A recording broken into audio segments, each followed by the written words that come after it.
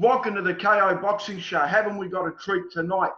None other than the current WBA Super Flyweight World Champion, all the way from San Antonio, Texas, Joshua Franco. Welcome to the KO Boxing Show. Thank you, Peter, for having me on the show. It's a pleasure to be on here. Joshua, how did it all start with you? How did boxing start? How old were you when you had your first amateur fight? I was 14 years old when I had my first amateur fight. But since I was a little kid, since I was 8 years old, I was watching boxing already. I had love for the sport since then. But my mom didn't let me start boxing until I was a little bit older. So, one day she let my dad take me to the gym when I was 13, and ever since then, I never stopped going. Okay, so did you grow up in San Antonio, Texas? Yes, sir. San Antonio, Texas. Wow. Now, how did this relationship with Robert Garcia start? Tell me about that. Well, I met Robert through a good friend of mine, Hector Tanajara.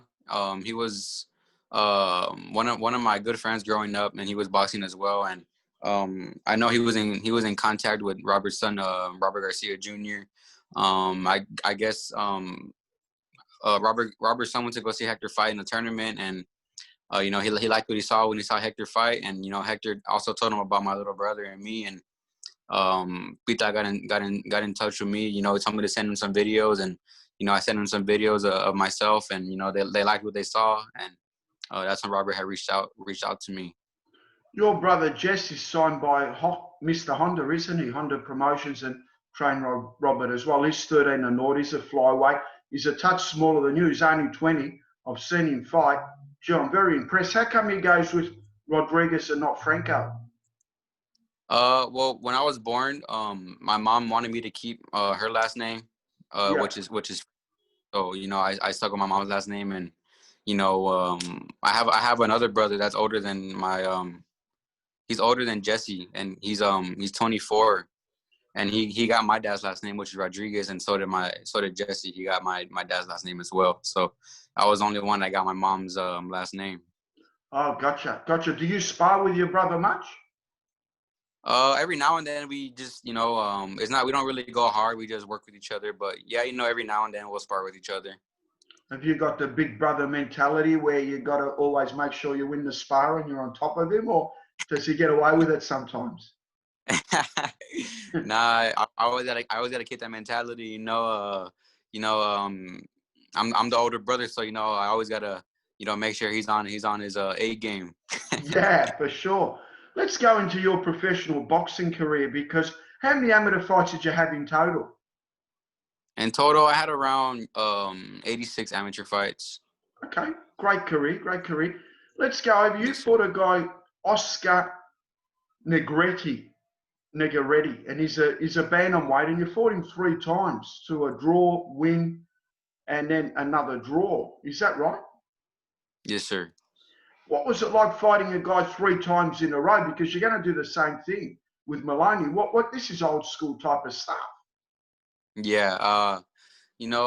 Fighting the same guy 3 times in a row, it was tough.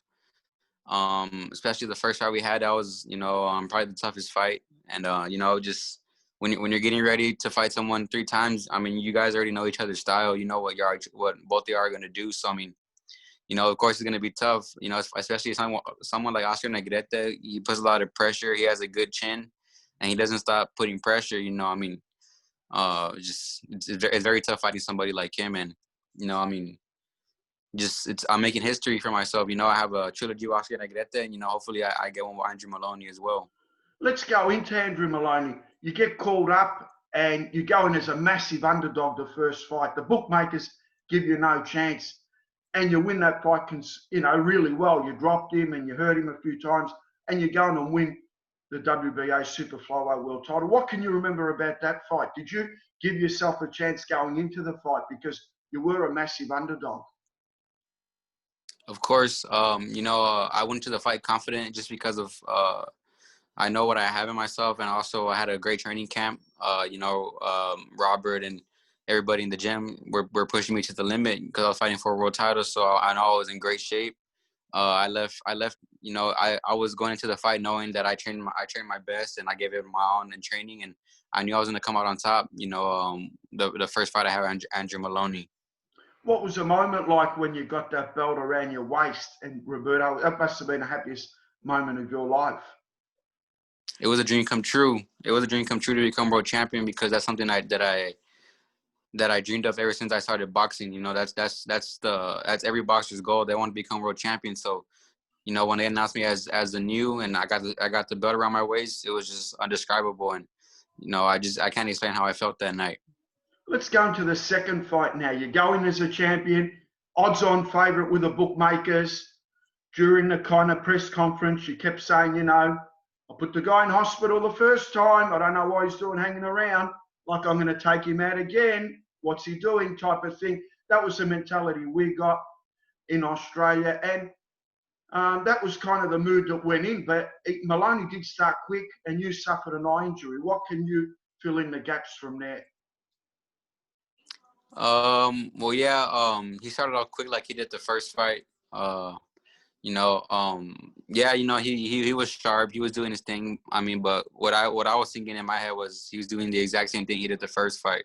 He started off quick, he started off fast, and little by little, I knew I was gonna start getting to him again. But unfortunately, he headbutted me in the first round, and then after that, he saw that my eye was swelling up, so he started, aiming for my eye more, and that's why I started swelling up even more. But I got a headbutt in the first round, which caused my eye to swell up really bad. And after that, just the punches just started making it worse. But in my head, I saw the fight going towards my way again. He was doing the exact same thing like he did the first fight, like I said.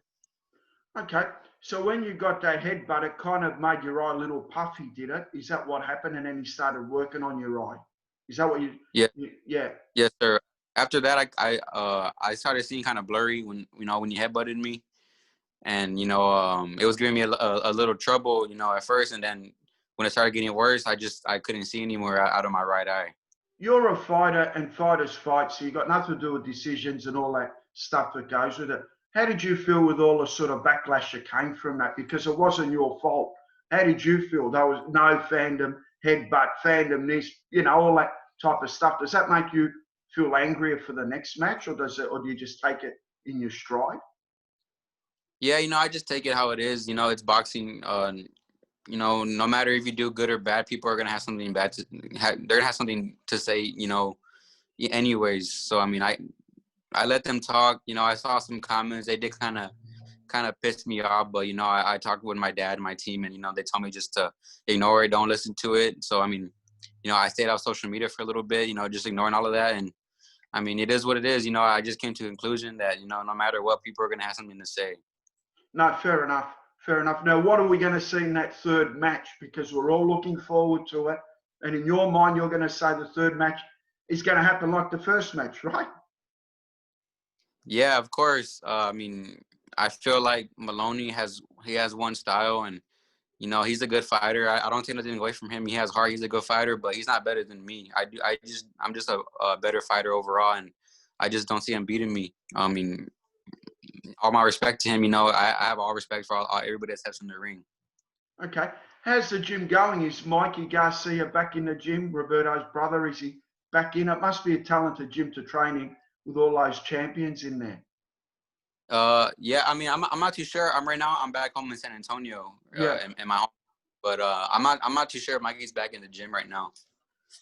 Also, with your preparation for fights, do you do the gradual weight cut? Because the rumors were coming out that you do like a crash weight cut just before the fight. Is that correct? Sometimes that's just how it is. Sometimes the weight doesn't just come out how like I expect it to. So, I mean, and nobody likes cutting weight. That's just the worst thing that boxer hates doing. This time I had a little bit of trouble losing the weight, but I feel like it didn't affect me at all. At all.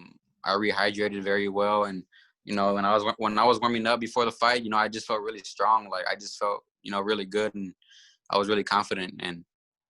But sometimes making the weight, sometimes it doesn't work out the way you expect it to. I mean, it happens. It's boxing. Of course. In the third fight, is that confirmed yet? Have you got any confirmation that the third fight is going to happen with Maloney, or any inclination on a date, or are you just playing it by ear at the moment?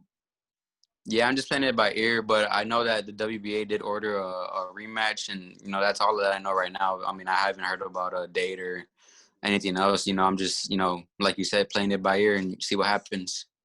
Has COVID and all that situation where you are, is that, is a bit of a pandemic where you are at the moment? Is it pretty dangerous?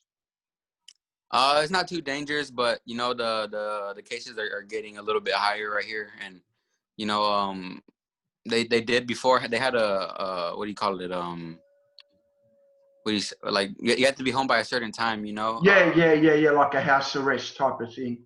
Yeah, something Yeah. like that, and not anymore. They took that away, and now everything's back to normal. Just you still got to wear your mask, and just being safe over here. That's all you can do is just be safe. Would you take the Yeah. vaccine? Would you take the Pfizer vaccine or no? I mean, if I have to, I have no choice, and yeah, I mean, but if not, then I probably wouldn't. I've never taken any vaccines before, no flu vaccines and nothing, and I've been good. But I mean, if it's mandatory, then yeah, I have to do it.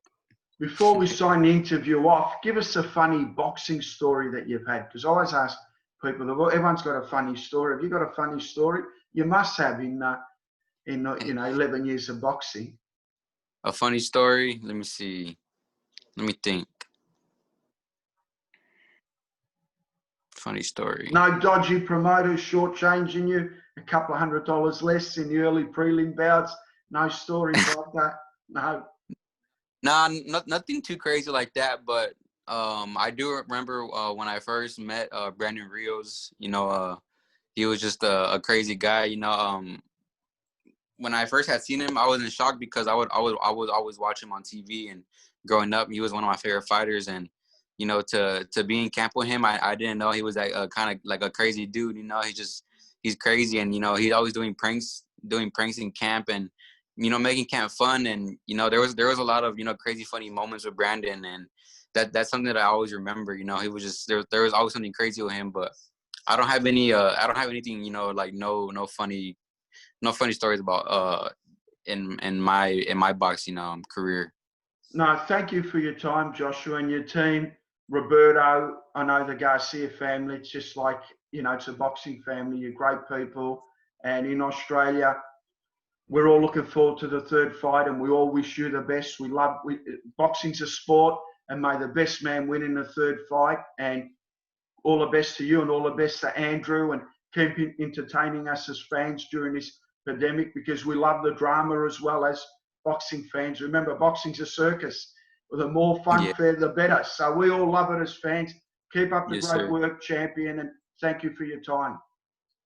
Thank you for having me on the show. It was a pleasure being on here, and stay safe, and we'll talk soon. Have a good one. Thank you, Joshua.